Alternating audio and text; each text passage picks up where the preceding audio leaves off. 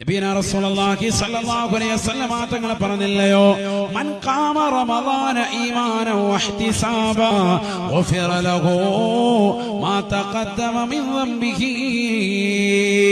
നബിയനാ റസൂലുള്ളാഹി സ്വല്ലല്ലാഹു അലൈഹി വസല്ലം തങ്ങൾ പറയുകയാണ്, ആരൊരുവൻ പരിശുദ്ധമാക്കപ്പെട്ട തറാവീഹ് നമസ്കാരം കൃത്യമായി നിർവഹിച്ചു, വിശ്വാസം പൂർണ്ണമായി നിലകൊണ്ടുകൊണ്ടും കൂലി പ്രതീക്ഷിച്ചുകൊണ്ടും തറാവീഹ് നമസ്കാരം കൃത്യമായി നിർവഹിച്ചു, പരിശുദ്ധമായ റമദാനിൽ ആ നമസ്കാരം ശ്രദ്ധ പതിപ്പിച്ചു,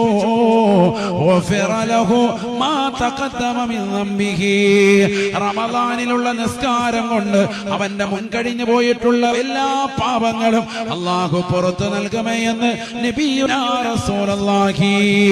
നിന്റെ ജീവിതത്തിൽ ചെയ്തു പോയിട്ടുള്ള എല്ലാ മുൻ പാപങ്ങളും ചെറുപാപങ്ങളും അല്ലാഹു പുറത്തു നൽകുന്ന അമലാ തറാവീഹ് നമസ്കാരമെന്ന് നബിയുനാ റസൂലുള്ളാഹി.